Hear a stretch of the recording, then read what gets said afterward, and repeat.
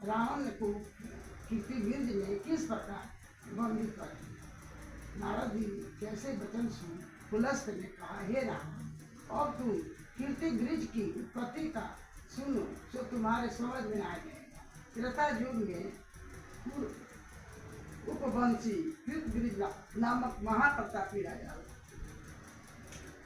जबकि उसके महल में एक से एक सुंदरी 100 रानियां, तथापि पुत्र किसी के नहीं। उस राजा ने महर्षि के उपदेशानुसार अनेकों राजसू जग और अवश्य में मगर कोई परिमाण नहीं।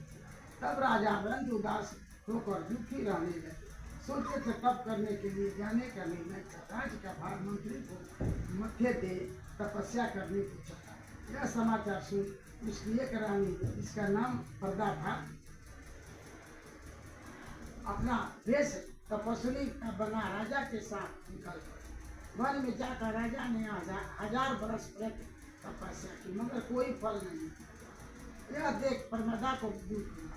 एक दिन वह अनुसुईया के आश्रम में जा उनकी प्रणाम कर उन्हें अपना समस्त मानकर सुना, ये देवी, मुझे कोई ऐसी तदबीर बताइए कि जिससे मेरा मंगल तुरंत। रानी की समस्त राम कहानी सुन देवी अनुसुईया ने कहा, तुम अधिक मास को 32 महीने के बाद आता है और उसमें 2 एकादशियाँ होती है, पद्मिनी और परमा।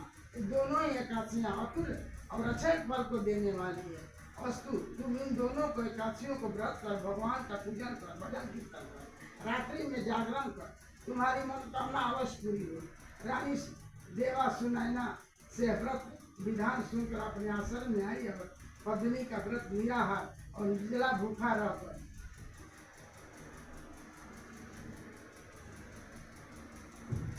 रात्रि जागरण और गान।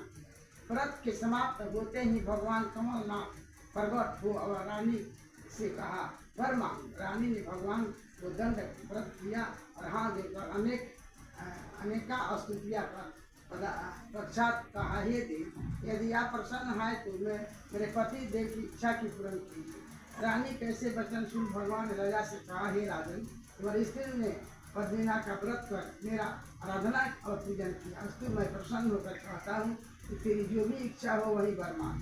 भगवान कैसे वचन सुन राजा ने कहा, प्रभु, यदि आप सचमुच मेरे ऊपर प्रसन्न है तो मुझे ऐसा संतान दीजिए जो सर्वश्रेष्ठ और आपका सिवा किसी के हाथ में न मरने वाले। तो राजा कैसे वचन सुन भगवान यथा वस्तु कहकर अंतर ध्यान राजा प्रसन्न हो रानी को साथ लेने राजधानी में आई। यथा समय पद्मिनी गर्भ से कीर्तिवृंद का जन्म ले लिया। उसके समान तीनों लोकों में कोई नहीं